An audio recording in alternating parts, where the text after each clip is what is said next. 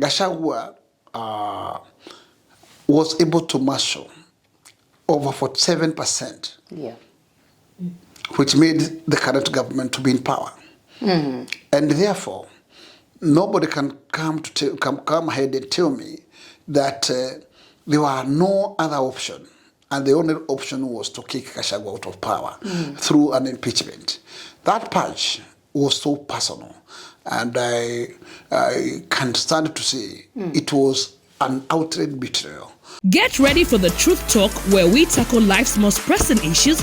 Join us as we explore universal challenges and seek solutions that transcend borders. Good morning, good afternoon, and good evening, wherever you're watching us from. This is your girl again, Lisa Mwangi, on the Truth Talk, where we bring you profound discussion that is based on the book of John 8:32. And you shall know the truth, and the truth shall set you free. With me today is a member of parliament, all the way from Kenya, for Embakasi North, Honorable James Gakuya. Karibu sana. Asante sana. How do you feel to be in Sweden today? The Sweden is a great country. It's only that the time seems to be a time when the weather seems not to be very encouraging. But despite the weather, everything else is okay. Everything else is okay. Yeah. So what did you bring for us? Let me start there. What brought you to Sweden? Let me say Sweden is a country with a big history with Kenya, noting that during the multi-party liberation, most of our spearheaders of multi-party, noting them like Okoye, Wamwele, and the likes, took asylum in this Scandinavian country, and mostly Sweden and Norway. And therefore, it has been always my dream to pay a visit to see where these great men are, and including the Mukarunganga and so on, where and which this country is. And that kind of vision has been always urging me to spare time to pay a visit here. Number two is that I am aware that in Scandinavian countries we have big and wide Kenyan diasporas who works here. And I felt that, in fact, once I'm here, I'll also be able to interact with a few number of them and also understand how they cope with the situation here and what is their feeling on back home. And that is the essence of what made me to be here, including that I also wanted to learn and most of the things that are now that we want to have a greater Nairobi, which has not achieved most of the levels that we would wish it to be. Took it as also a running tour to study how you do things differently here, and especially areas of solid waste management, how you deal with what we call sewer management, sewer and management, how you deal with the issues to do with the those other issues to do with ecosystems. And of course, I have learned a lot. Yeah. And I think that, in fact, my trip is not in vain, because I've been able to capture knowledge of what the new technology is working here. And I'm sure that back home, we can be able to also adopt and implement some of it moving forward. Right. One is that we have my constituency, Dandora, which is Embakasi North, it is the one which hosts what we call Dandora Dam site.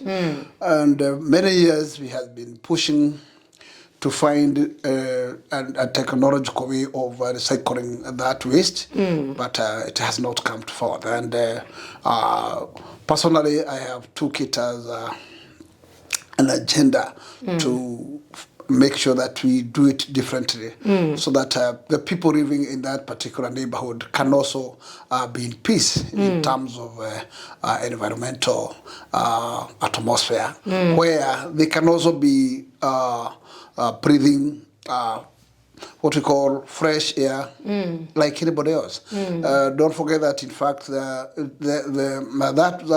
particular zone is a zone where everything else is okay, except when you come to issues to do with fresh air, it's ever toxic and therefore not habitable for human being. And it is a big task that we must find on how to make it differently other than how it is. And therefore, that major issue of solid waste management is very key to me. And as you understand in our constitution back home, the management of waste is anchored under the county governments. And since now that is a position, it has been the duty of the governor to align it. But we have three already governors who has not made it. And we have the current governor who also we thought that he can do it. And he seems not also to be very serious about it. And there is the reason why we want to see how it works elsewhere is so that back home we can start now preparing ourselves on how we can do it differently. But why do you think the county government, or rather the national, the local, what is making it difficult? Because it has taken us many years for actually that issue to be articulated. It's only lack of goodwill, because there is no big barrier to delay that particular implementation. Is it the one? Let me say, county government does not require to prepare any budget for that assignment. All right. Because what happens is that you just bring up those partners in a competitive way, and you pick the best. And the partner is the one who is required to come with what we call a recycling machine and resources to start now recycling. What the county only required to have to present is a memorandum and the site. Once you hand over the site and an agreed memorandum with the partner, then the partner, it's a business of the partner to or investor to move on and taking concern that waste management is a resource where you generate what you call megawatts of power, megawatts and so on. It's a business like any other. Yeah. And therefore those who are expert on that end, they understand it very well. And therefore that's why a county government does not require to spend a penny. The one who require to spend is the investor. And that's how it is. And what happened is that most of the governors, because this is not the first time that this matter has come to forth, but the tenders had been always be done, and the winners of the tender has been always awarded. But at a point, it comes to a stage when nobody understands how what happens. Because during Kidero, we had one person from Germany who was awarded the contract, but at a stage, he disappeared. Wow. But we learned that, in fact, at some point, there was a demand of a certain lump sum. He should have to present on the table before he could start the job. So I can be able to understand whether that was the reason why he disappeared. Number two is then when Sonko was in place, he also did the same process. He procured investor, and another Germany was picked, but also disappeared. So we have at that time I do understand that in fact somebody was asked to put on the table 200 million, and I think that we cannot ask an investor to put on the table 200 million when he's the one who's going to look for sources to come to implement that particular idea of recycling. Because I am sure that, in fact, the investor may not be having enough, but in fact, after signing a memorandum, that memorandum can enable him to go to borrow, so that now he can be able to come and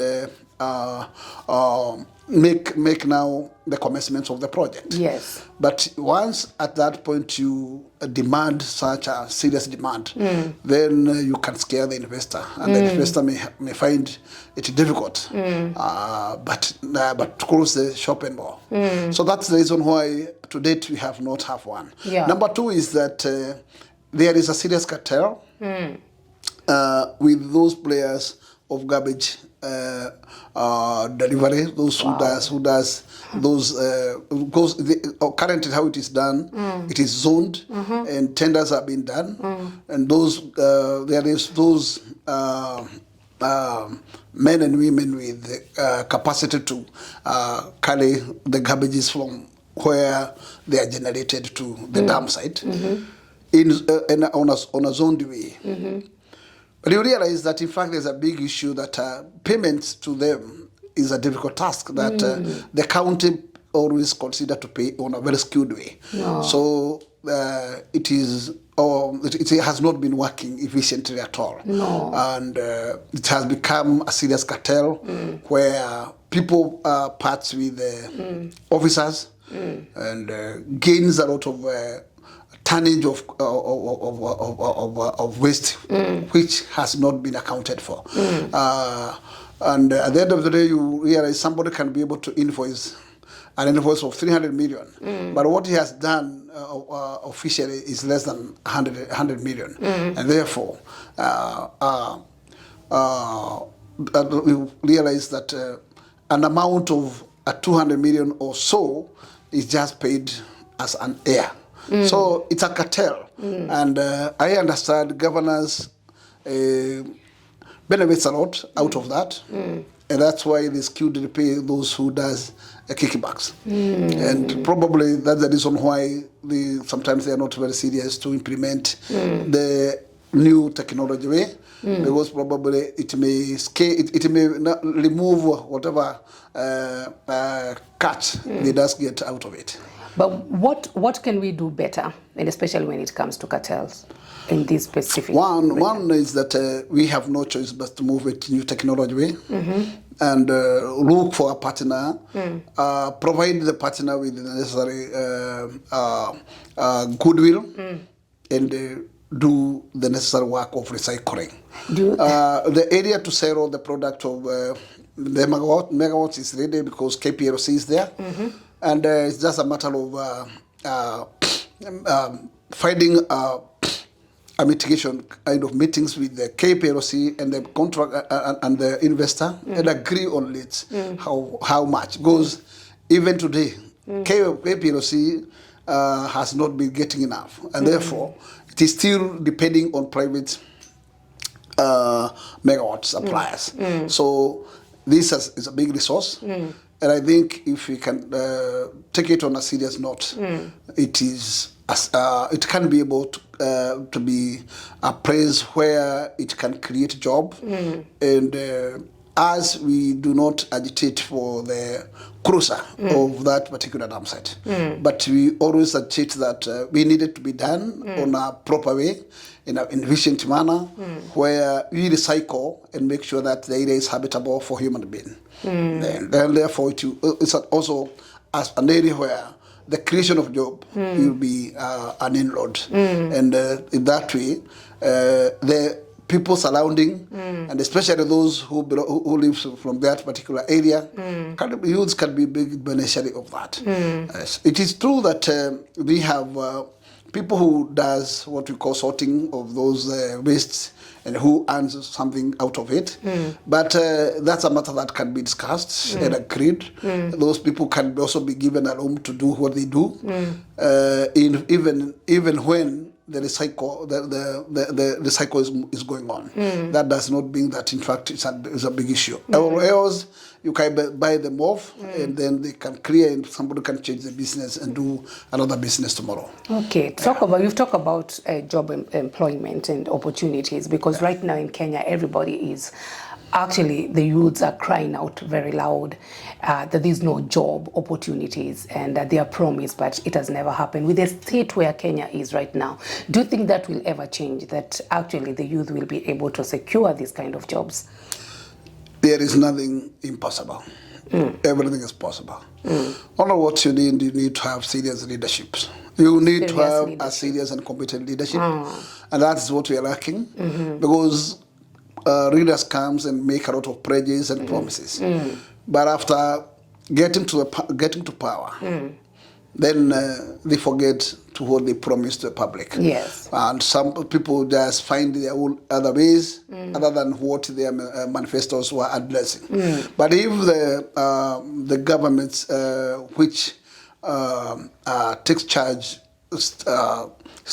get strict to their manifestos, nothing is impossible.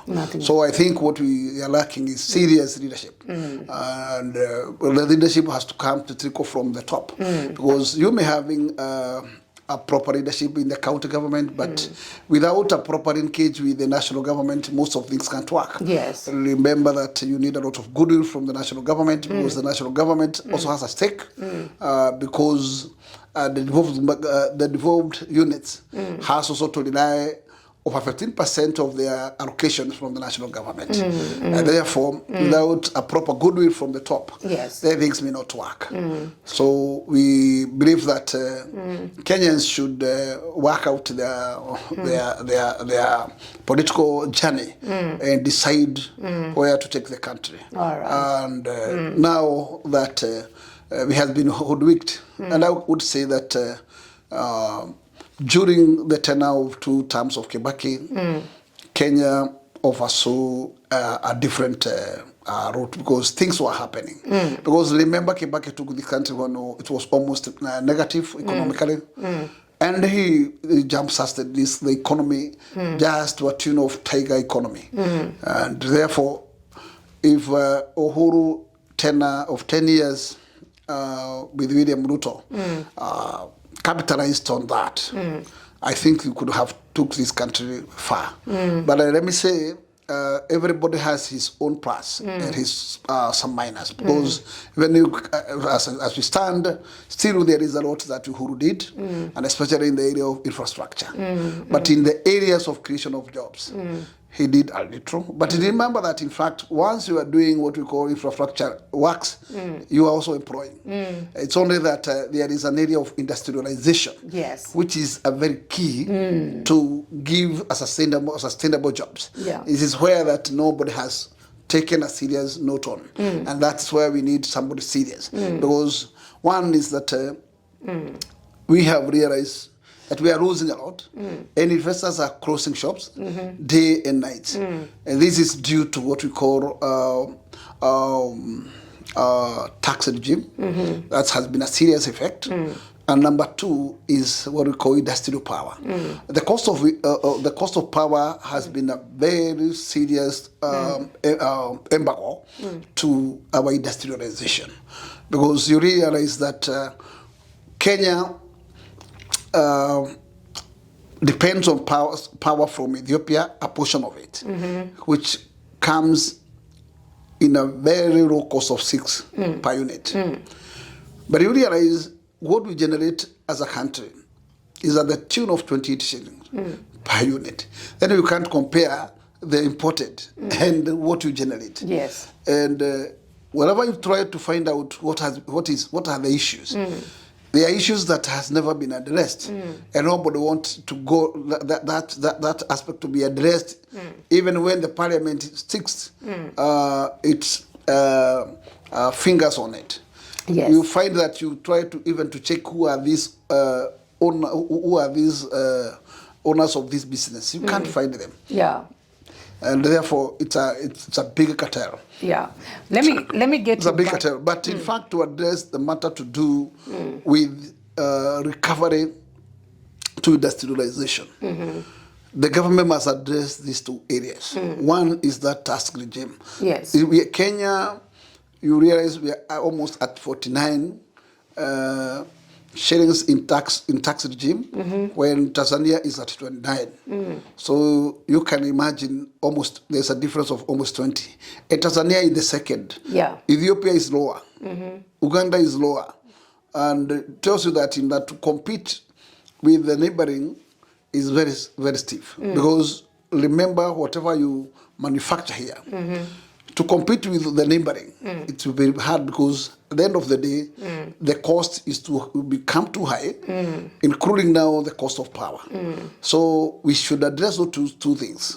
With that cost of power, it has to be at a level where is competing with the neighboring countries. Yes. In terms of the cost of it. And number two is tax. You should also check on that tax regime and make sure that you are running yourself at a level where you can leave a room of competition. But when you are almost double in taxes, then you are telling the investor to cross to move to Ethiopia, to cross to move to Uganda, to cross to move to Tanzania, where the area is more conducive. Of which that has happened already. That is what happened. Yeah. And today you can pay a visit in the industry area. Industry area was the most industrial area. Today is totally deserted. People have closed shops, and it is just deserted. Very good. That is an element where we are losing spaces of job, because industries are creation of jobs. Yes. And I can tell you, today we can only say that the area that is left aside, left for the job, is EPZ, where we are doing what we call textiles. But those other industries are most. It is an area that we can say we have no hope going forward, unless something is done. Unless something is done. But taking you back to what you said about proper goodwill, and of course leadership pass, and of course leadership responsibility. Mheshimiwa, you are in this government. So actually, what really went wrong? Because yes, we had good manifesto, agenda was good, and people actually bought it, and people believed in this. So what exactly went wrong?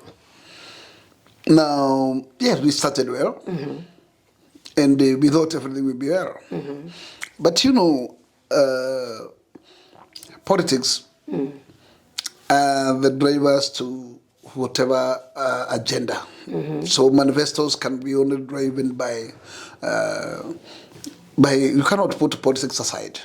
And once somebody takes an office, he is the one who requires to prepare the implementation of the manifesto. And I can say we started well, because you remember very well that in fact even the promises of Hustler Fund were also part of the dream, and the Hustler Fund was offered, but it was a Hustler Fund which could not do much, because the limit of what people can be able to get out of it was between 500 and 1,000 shillings.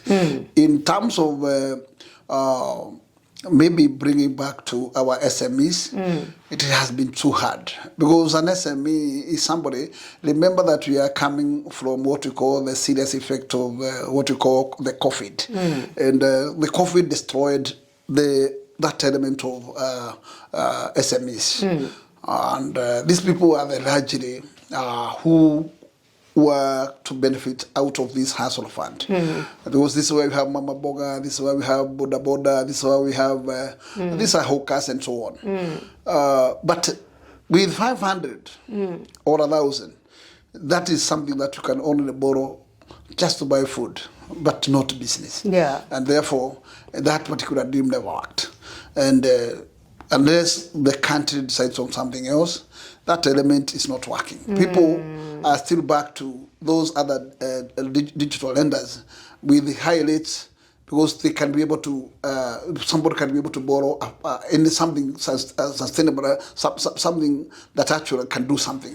You can be able to borrow 5,000 or 10,000 from those other digital lenders, other than this household fund, which can only offer you 500 shillings.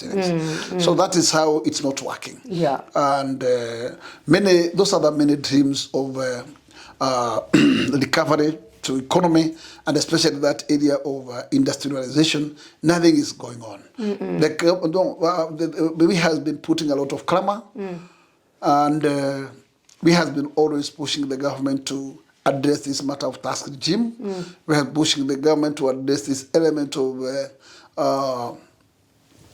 power cost.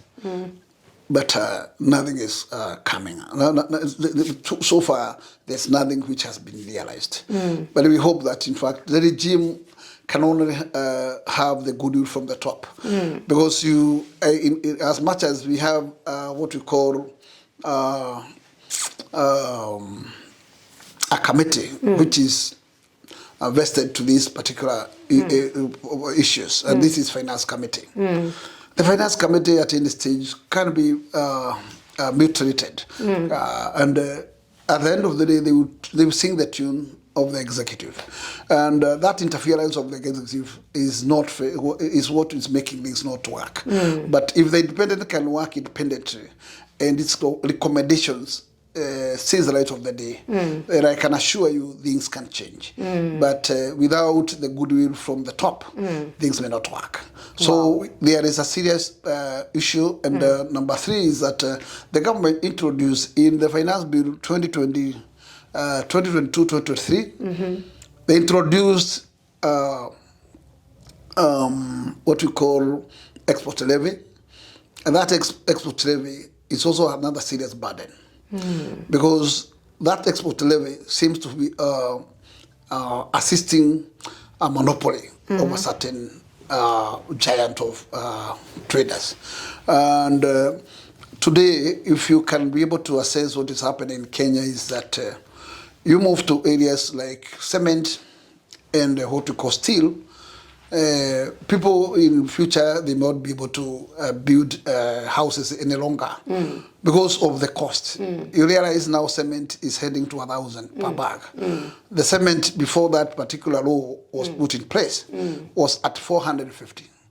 Today it has skyrocketed to almost 1,000 because of that monopoly. Unless that particular law is addressed and probably been amended, if that is going to be at that for long, then it's a serious effect. And people will.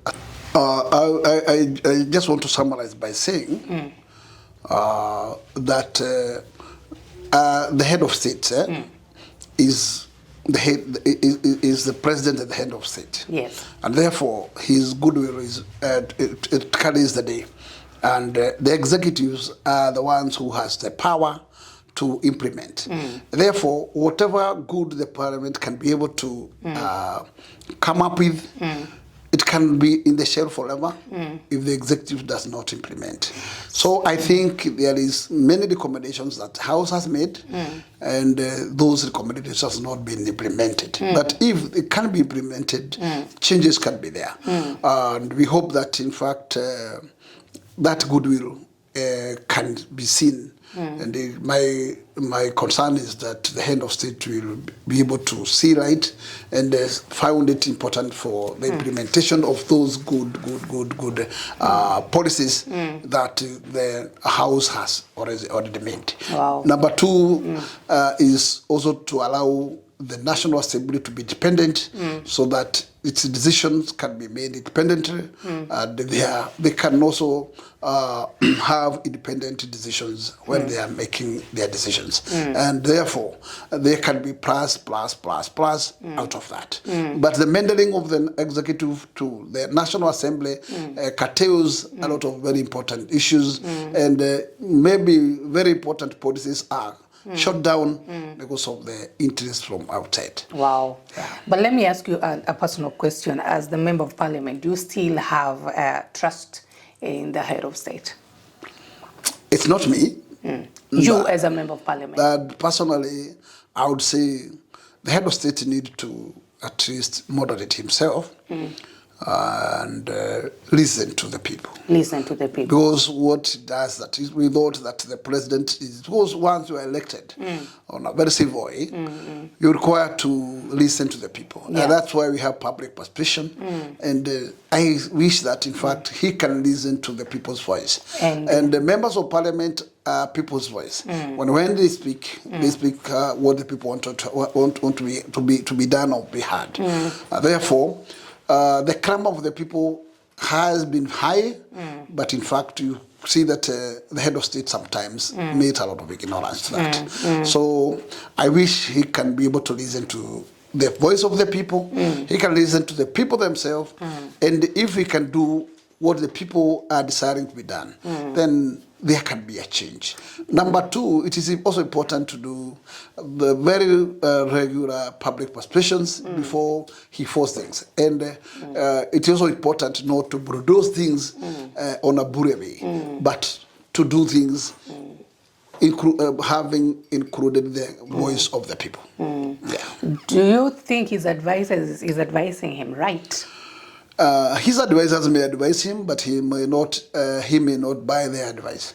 That one I can say, I cannot be able to say whether the advisors are advising, because I'm sure he's one of who cannot die by their advice. He may be advised and he decide not to follow the advice. Yeah. Wow. So what do you have to say about the sanctioning of the tear gassing of the students that we have recently? What I can say, it's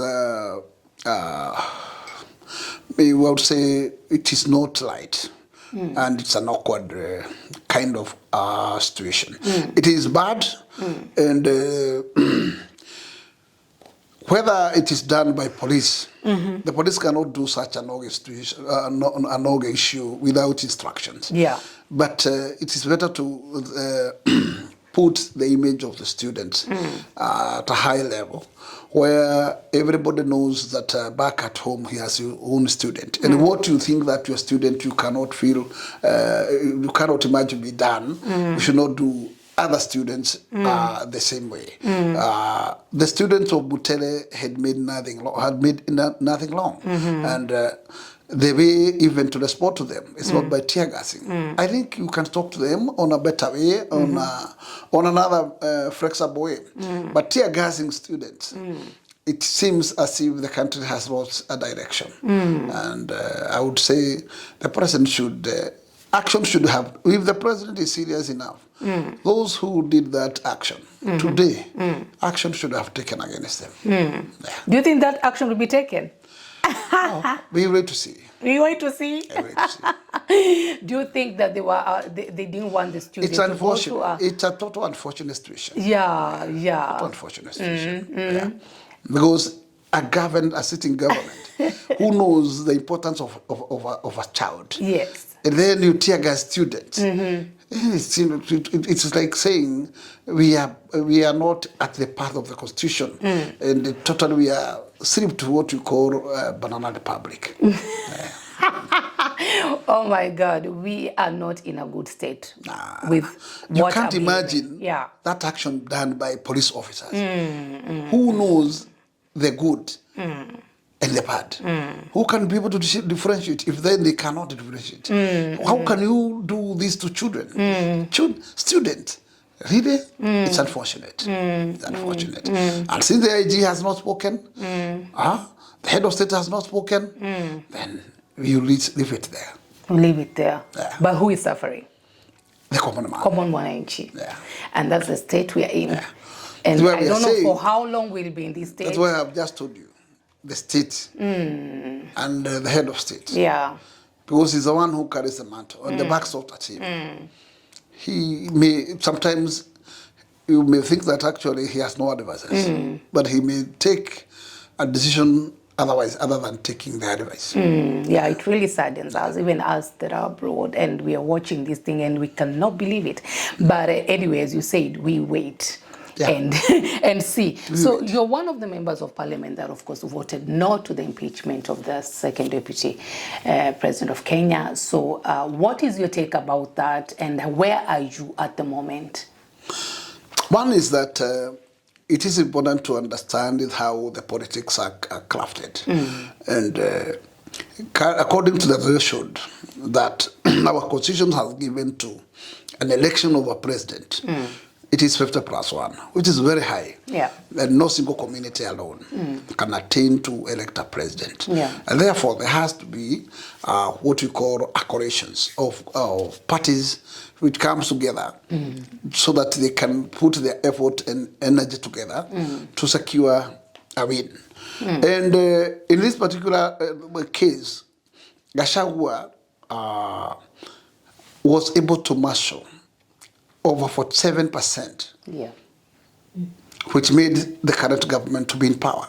And therefore, nobody can come ahead and tell me that there were no other option, and the only option was to kick Gachagua out of power through an impeachment. That purge was so personal, and I can stand to say it was an outright betrayal. That is what we call a political deceit. That is what we call political conmanship. And that's what we call political betrayal. And that's what William Ruto did to Gachagua. Because even though you want to substitute Gachagua with anybody else, the one who was trying to substitute to never fought the battle to power. Then how can we? That's why William has faced a lot of resistance from Mount Kenya region, because the Mount Kenya region feels that the one who spearheaded the battle was the one who had the cause and who had that particular goodwill to the delivery of the power. And by the time you kick him out, it means then you disregard what mechanisms were put in place. I would like to say that it was long that Gachagua never saw that coming. And what we could have done before we moved to this particular coalition, we could have already taken a route of having our own vessel to that election. If that was the case, I don't think that Gachagua could have purged that way. But we thought that William is our friend, and the friendship is a friendship that we can have one team together. And that's why we were of the opinion is let us support this UDA party, because we thought UDA party is our party. Yeah. But we never thought that, in fact, William is just a hypocrite. Yes. And in his mind, the back of his mind, he was very sure. He never wanted Gachagua to ride beyond the deputy president. Because at a certain day, he told me, they agreed with the Gachagua that they serve their term and exit and leave the young ones to take over. So in his back of mind, he never wanted Gachagua to cry beyond that level. And I think that is whenever he now so Gachagua starting now trying to bring Mountain together, I think he had a lot of bitterness on that. And that made him to find a way of pushing Gachagua out of power. I would say it is nothing else. It's what we call political betrayal. And that is it. Wow. Yeah. And you mean nothing could reconcile these two, even to come to those? What I can tell you is that there were many options that were left unused, because the party has what you call dispute mechanism, dispute mechanisms which were never even tried. Wow! And if the party was serious enough, the party could have addressed that matter before that matter even moving to parliament. And since Gachagua was the deputy party leader and the head of state was the party leader, I could not have seen that matter going too wrong, because if an issue becomes between them two, and probably the issue could not be handled with elders, then there was an option of the party, and those dispute mechanisms could have found a way on how to bring them together. But because the decision was made that this man has to go, then that's why therefore the room for any other option could not be an option. Yeah. Do you think that Mount Kenya is tight? It is one. at the moment? What I can stand here to say is the mountain is one and united. Wow. And you should not worry about this. All right. Because the mountain, there was a trial to split the mountain to create an element of Mount Kenya East and Mount Kenya West. It never materialized. And the mountains refused to go that direction. Wow. So the mountain is one, and even as we speak. Wow, wow, wow. So what is the plan? What's the way forward now? What are we waiting for? What are we expecting? There is no way. There's no plan. The plan of politics is politics, and when a marriage comes to an end and the divorce is there, then that split is as it is. I'm talking about the plan in Mount Kenya. The plan in Mount Kenya is to look for their future politically, and for now, they cannot quit from UDA because they built this party together. They built this party, and they were part and parcel of this government. So you can't tell them to quit now. They need to also enjoy development out of this particular party until the end. So they need my advice for them to stick there to the end, so that what is due to them they can be able to get. Those projects that were done halfway can be completed, and the promises that were done probably can also be fulfilled.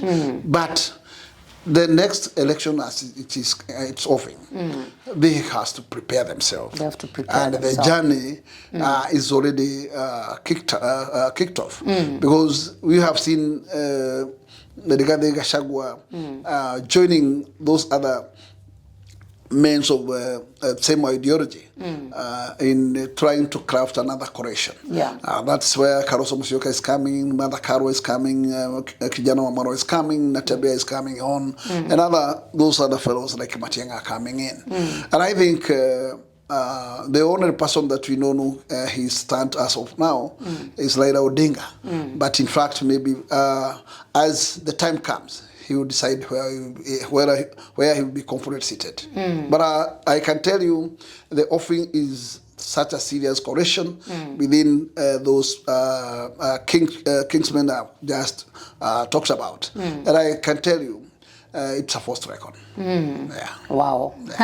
Because I believe that so many people were discouraged and disappointed. It's a first record. But Kenya as it is, we have a constituency well known as Gen Z. Gen Z. This Gen Z is a big constituency. And I can tell you, if they can be able to register those who have not registered as voters, they take this best time to register as voters. Those who have attained 18 years, they also have the IDs so that they can also register. It's a constituency that wherever they will stand, that wave will go by that. Yes. And I'm sure that they are totally satisfied with the current regime. So talking of 2027, there are actually claims of foreigners being offered a national ID to aim, the registration, or rather to be voters in favor of President Ruto. These claims, are they true, or they are just... No, that is obvious, because what William has done deliberately, he has opened a window of Northeastern, where all the years has been vetting of those who are going to be given IDs. And the reason is, Northeastern has been a very thorny edge where Al-Qaeda's has been cruising and damaging a lot our country. So there was a serious need to vet everybody who is coming out from that border. But when you say that you no longer that caveat is important, and you have just leave it as open as that we want to issue ID to everybody. That is what we call a political hypocrisy. That you think that in fact using that clear window, you may garner as many as possible voters. But like what I can tell you, even though you can open a window for the whole Mogadishu and bring them to Kenya, they cannot add value, because even the whole of Northeastern, they never have voted anything beyond 600,000. So even though you can bring the whole of Mogadishu, you can only multiply that into 2. the whole Mogadishu. And this is not possible. No. Therefore, those votes, even though there can be anything to do to change the mathematics, probably there can be an increment of 100,000. But I can tell you, Kenyans in other regions combined, that's something little. There's nothing to fear. Yeah, wow, there's nothing to fear. There's nothing to fear. Wow. It's a game that actually can take William anywhere. Yeah. Talk deeper about dual citizenship. What do you think about it? Dual citizenship is a game that we think that Nairobi should use in this particular time out. Because we have what you call those duos who does work in Nairobi during the day, but during the night they get back to their homesteads, which are outside Nairobi. And this is back to Kitengela, back to Kiambu, and others back to Lika and those neighboring areas. In terms of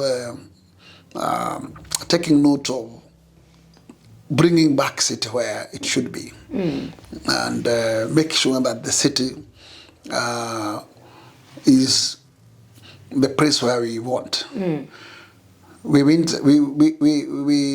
to request our good people, our good friends who actually works in the city, because that is where they get their daily bread daily.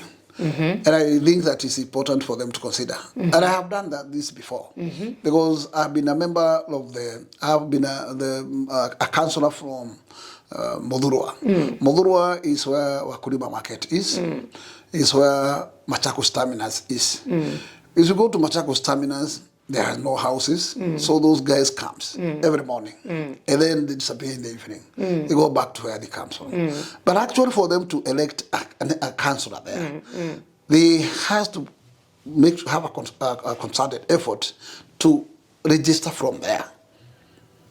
Wakulima Market, I did converted them so that they become voters of that place, and that was how I won the election. There before, that area was been always under the Wazariwa, who would be always carrying the day. Because that word is password or the Chaudimoyo. So the Chaudimoyo, because that's where Wazariwa has their units. They are the only one who has been. But actually, by the time I realized that that is a mistake we have been doing, that we have a potential voters, but this vote does not vote here. Then I need a concerted vote to persuade them to register as voters where they are. And I can tell you, by the time I came to contest, I was voted with over 24,000 votes against 5,000 for Wazariwa. So that's how we are saying the dual citizens are very potential. And if they can see the need of that particular aspect, they can register where they are. And we are not telling them to be a particular place. Or if you are in Westland, register in Westland. If you are in Saleh, register in Saleh. If you are in wherever you are, as much as you are in the city, that vote will be able to assist the governor, will be able to assist the Senate, will be able to assist the women rep, and the member of parliament of that locality you are voting. Even the MCA of that particular locality you are voting. So my humble request is to consider to at least give value of a potential vote to where they work. So that in fact you can also give strength to where you do work. Because Nairobi, the way it is, you realize sometimes because of political arithmetics, many communities are aligned to the Asemio. And then you realize one community is voting alone. And being alone, you are fighting with the less compliant. And therefore, it becomes so stiff and so hard. But if our people can do that and use that particular advice, you can outnumber these people. Because in the election that we are defeated with less than 100,000 votes. So I would say what we are missing is something little. And I hope that, in fact, our people this time round can agree to register in the city, who works in the city. Yes, don't take these votes back home. Yes. Let that strength of that vote give value to the city, so that we can also, because there is no any other way, we can win the city. Yeah. Because we are not going to use any other route to win. It has to be a vote cast. Yes. And when the vote is not there, it tells you that that's a negative. But when a vote is there, that's a plus. That's a plus. So that's what we need. Yeah. And it's a chorus that we need to keep telling our people, keep persuading them, so that they can see the light and agree to register themselves in the city, those who work here. Those who work in the We don't city. want people to come from Ranga, to come from elsewhere. We don't want to migrate people. But we know those people who work in the city. Okay, that can be good if it is implemented and people are able to vote where In fact, the beauty of this particular time is that we had our good friends who now we are calling them Mount Kenya South. And it's beautiful that actually this time round the Stokes we are working on the same side. That is a big boost. But if our people can register, those duo can register where they work. We don't require to look for those extraordinary votes. Our votes are enough. Wow. And we can secure it even without depending on others. Wow. Yeah. So why are our politics actually really mad to tribalism? Because when we look at common mwananchi, we work with one another. Kikuyus work with Luos, Luyas in the market, everywhere. But when it comes to politics, we're actually really mad, like this tribalism, and that's what the most of the campaigns now, what they're talking about right now. Because one of the things they said about Deputy Gachagua, that he was a tribalist and he was thinking about only the Mount Kenya people. So why is it that when we come to politics is when tribalism is mentioned? One thing is that, in fact, I tell you, our country is made up of regions. Yeah. And those regions most likely have the kingpins. This is how you find Raila Odinga commands Western and Nyanza. Yeah. And this is how you find Kalonzo commanding Eastern. And this is how you find in some parts of Western, Musalia Mudavadi and Wetangula are commanding a particular zone of Western region. And if you move to coast, then people like Joho, they command portions. That way. It's like our people believes on the direction taken by their kingpins. And unless that comes to an end. Because you see now, move to Rift Valley. Moi is the one who created this politics. Because he made them tribal. Wow. And that's, unless then Kenyans will now come and rise above that and find a better reason to use other methodologies other than following these tribal routes. But this cannot come to an end if still we have some kimping still on the stage. But at the departure of people like Raila Odinga and the likes, the new generation will change this narrative. Wow. But as far as this old generation is in the stage, it may not change. May not change tomorrow. And you see, like Raila Odinga, he commands a very big empire. Yeah. And therefore, to tell his people that this is not the direction, will be held by hand. And therefore, those other communities then feels that if they also know to shape themselves on the same circle, then they become the loser. But you see, Kikuyus have never been tribal, and you can assess them in one way. Last election, but one, they voted for Sonko in Nairobi. Yeah. Overwhelmingly. Yeah. And they voted him as a governor. Yes. The last election, they voted Sakaja. And he's not one of them. Overwhelmingly. And that's how Sakaja found himself. They voted for William Ruto. Overwhelmingly. And that's how Ruto became the president. So ourselves, we try to clean that and make the Kenya a national without these boundaries of tribes. But those other tribes still stands there. Wow. And that is why you ask yourself, until when you should be so good, kind to others, Yeah. and they are not kind to you. And they are not. Oh. Yes, because tomorrow, bring your candidature, they can't support it. But they always want you to be at their support. Can that work? No. It cannot. It cannot. You know, if I am God. kind to you, you must also be prepared to be kind back to me. Yes. Yes, that's how it should be. But you see, them they are not. And they stick with that. But that is a threat, then you have no choice. You have no choice. Yeah, you have no choice.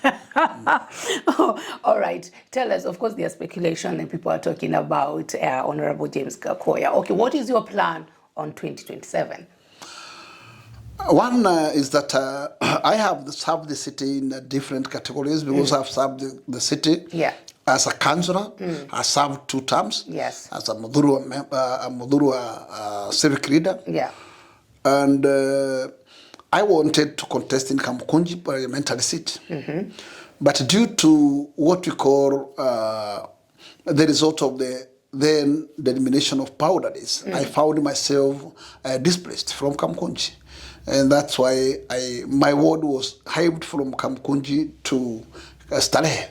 And when I moved to Stalehe, then I found my commander. And Uhuru asked me not to contest for the parliamentary at Stalehe because he also wanted to my commander back to his to camp. Because my commander was in PNU, the then Moi Kibaki's party.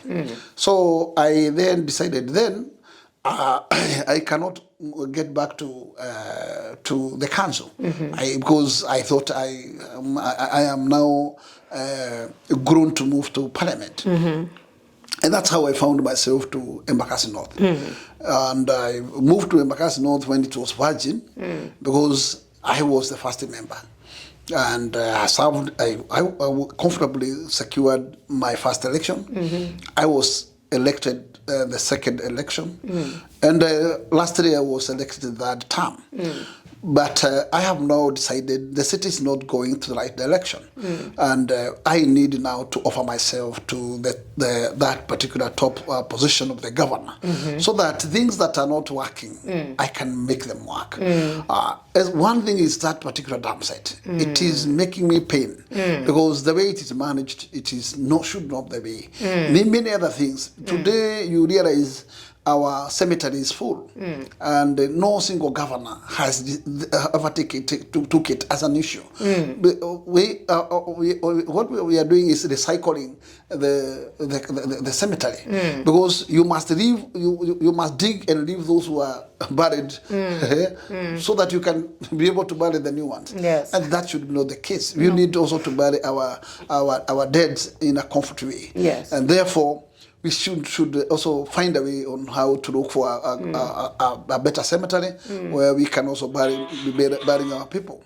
We have areas of concern where sewerage has been a big issue and nobody is caring about it. Our drainages, our storm waters, and services, many other services that we deserve to. And taking concern that waste is everywhere, and garbages are all over, including that we have witnessed garbages now banked at what we call roads, crossing the road, and nobody is caring to know how this garbage is going to be handled. That's a serious mess of the city. Then I decided that, in fact, we need to change the city, make the city more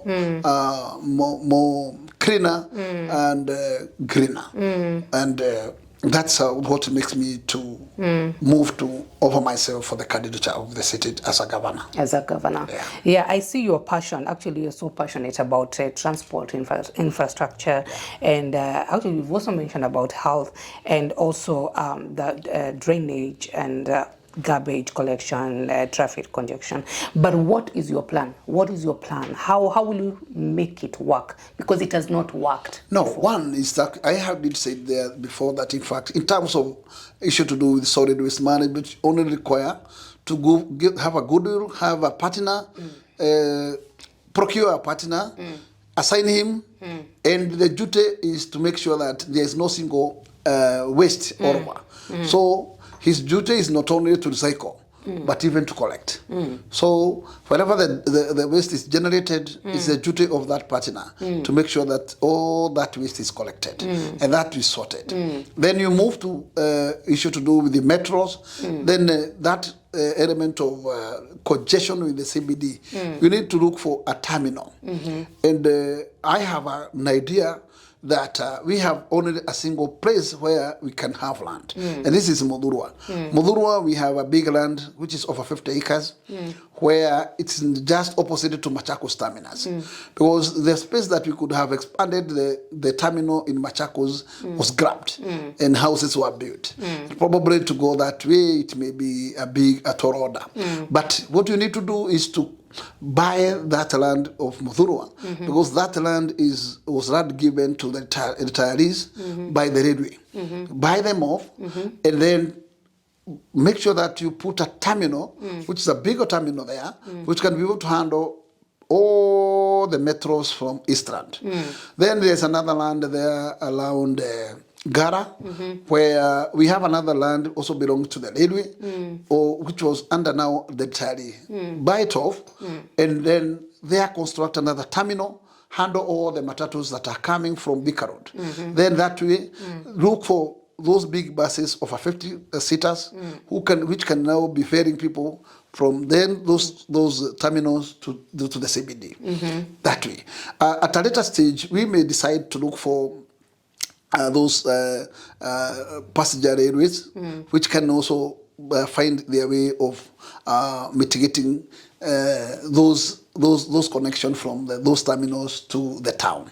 So together that can work, but we must start with buses moving forward, because to congest the city is very easy. And once you solve the problem of the congestion of matatus in the city, you also solve the problem of the hawker, because what you do is that around those terminals also build new modern stores for the hawkers, because hawkers can only live where there is number of people. Where they always move to town to look for the greener pasture of business. But when the people are there around terminals, they will be able to sort there. So that's one way of killing two birds, one bird with two birds with one stone.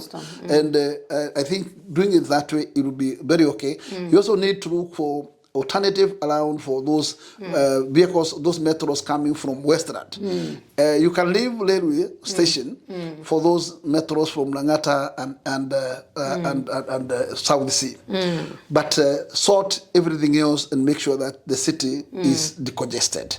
That way you will win-win, because when the city is flexible, one, you are killing issue to do emissions, and also number two, you are making the work easy, because when the people are in the jams, traffic jams, they are not in business.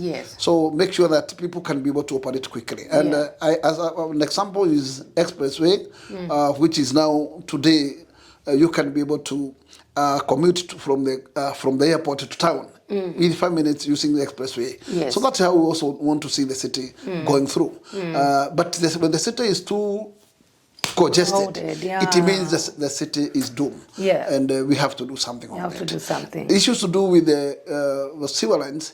These sewer lines are those colonial sewer lines, and nobody has dared to change them. What we need to do is to redo them and make sure that we expand them so that we can enlarge them to fit the population today. Then number two is that element of drainages. Just expand the drainages, and also make sure that every time there are people who keeps them clean, or each and every time, so that in fact they don't clog. And that way you win it. And that is only we can be able to manage that. In the areas to do with the stormwater, make sure that there is people who does clean of those stormwater all through, and therefore no clogging of the stormwaters. That way, you just make sure the city is working and clean. Number three is that water, clean water. We want to go high-rise because we are moving out of these bunkeroos to high-rises. But we must be very sure that we have enough water, because we don't also to take the city to what we call each and every day rationing of water. And therefore, the answer to that is to keep looking for more destinies of where we get fresh water from, and where it goes actually. Kiambu, Muranga, and Nyandarua has been the 3 areas to source the water to Nairobi.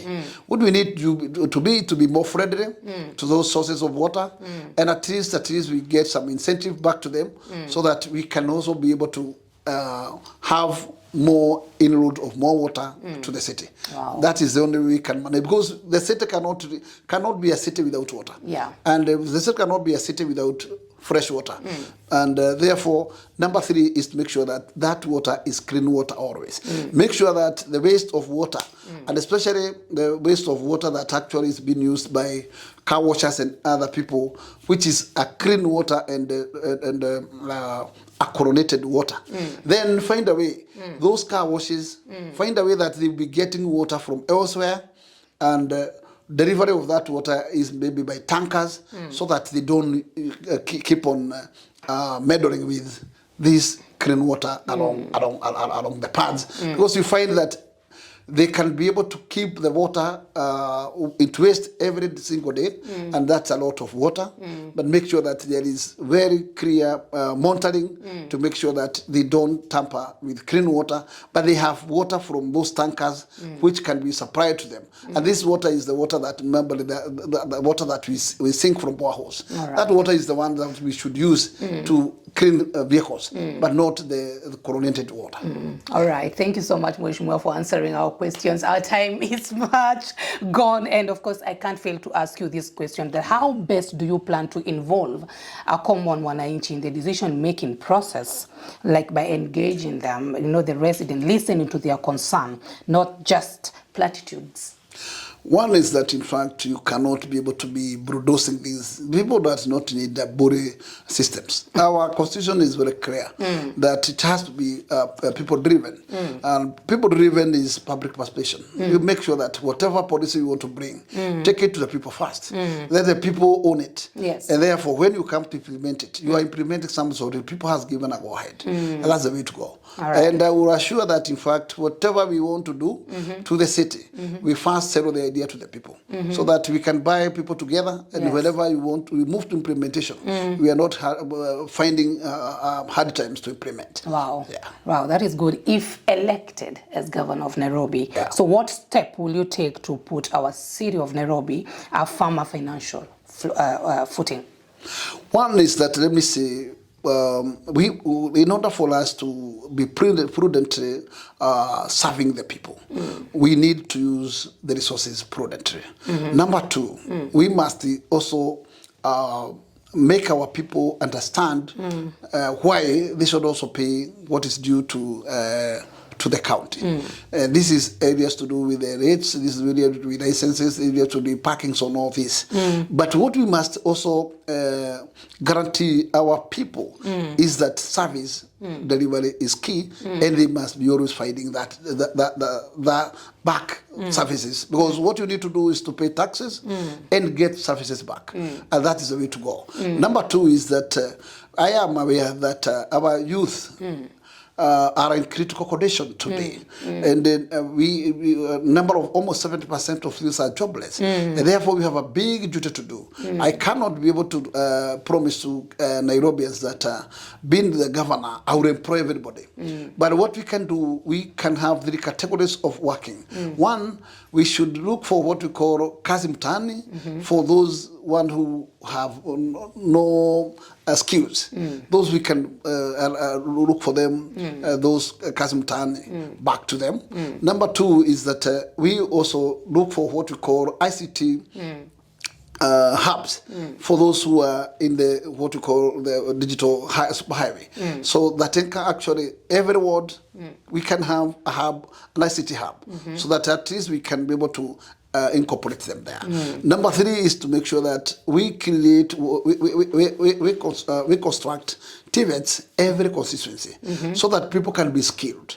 And after skill, we are intending to look for those go-downs that are idle, and make sure that those go-downs, we use them as what we call common user facilities. Yes. Common user facilities is where women who are well trained in what we call tailoring and so on, we can buy the sewing machines, stock them there, and they can be able to come and do their shipping and carry their product out with a very little cost, so that those who cannot be able to own their tailoring shops, those who are in the area of saloons, we can also have what we call a common facility saloons. We just want to emphasize that our plan is to, when our skilled youth arrives from what we call TVETs, we take them through what we call incubation centers, so that they can get the know-how on how to get into the career now concept of executing their works. And that way, we are sure that when now they get to the little business, they are clear, mature to actualize what they have studied. And that way, after incubation centers, then we can now put them to industrial parks where they can now engage to do the real job. Is where our people who lives now from the TVETs, where they can get through, and then people can get proper experience on how to move on. And then we can accommodate them to those what we call common use of facilities. Okay. We also intend to build our own industrial parks within the city, so that those industrial parks, we can also create jobs. Those local people who can be able to use the industrial park, because we have also black people who are capable on manufacturing, who are capable of many other diverse fields. So those industrial parks will be able to assist them from also creating jobs to our people. Number 3 is what I did said, that element of tax regime and cost of energy. If we address that, then we will back the investors. Yes. And the investors will also create jobs for our young people. Okay. That way, you will find people get back to work. Yes. But if the situation is not going to be the way it is, then I can tell you things can go poorer and poorer. Oh, wow. Yeah. And all the things that you have mentioned, so it means the current governor has not implemented it, has not done that work, has not tried to do it. No. Or has it tried and it didn't work? I can't be able even to know why the governor is not even daring to. Okay. Because he has the resources. And I don't know why he's not even doing. But you see, I had managed to construct a hospital, 320 beds hospital, which is currently known as Margaret Kenyatta at Kariobangi. That hospital was launched by the former head of state, and handed over to KNH, Kenya National Hospital. But the governor, and it was doing very well. The governor, when he came, then he decided to ask the permission to have the facility back to him. But when the facility was given back to him, it has been brought down. It is not servicing. Then we should be making decisions that are decisions to pro-service, but not... Because surely, with that kind of facility, you are decongesting Kenyatta and also Mamaruze. But when then you bring it down, it means then you bring congestion back to the level it was before. So that is where decision making also will require somebody to make a decision that you have a focus on, and a focus that will be a service delivery focus. Yeah. Wow. You know, Mheshimiwa, we have to end this interview there, but I promise you, I have to look for you when I come to Kenya, because because we have to do as a second part of this interview and talk more. And they are not we have not touched. Yeah, we haven't touched more. But of course, with Kenyans here in Sweden, what thoughts do you have for them? In fact, or Kenyans abroad, or Kenyans in diaspora, what do you have for them? Let me tell you. Yeah. The Kenyans in diaspora. Yeah. In fact, because they are better off. And most of them are experts and skilled. So what we need to borrow the skills from them, and especially in the area of security, the area of health care, and also another area we need them, the area of ICT. We need them there. Number two is that they have awareness of where resources can be mobilized. We need them to be part of us so that we can be able to look for cheap or less cost of resources where we can have startups. Our young people there, even though they get tenders, they cannot be able to work for the tenders because they have no startups. So those who are in diaspora, some of them have circles with big money. So it's our concern that they can now partner with us so that they can use that particular, they can use our goodwill and assist the youth back home there with the startup in the business. Then there can be a mechanism with the county government on how repayments will be done, because usually you can offer them job or tenders, but unless they sell that tender, they cannot be able to actualize that tender. So because of the startup, the money, and whatever they can get this money is from the bank. The bank requires what we call collaterals. This is the young people, they have no collateral. So I think we can partner together with them and assist our people. Number three is to look for money for training.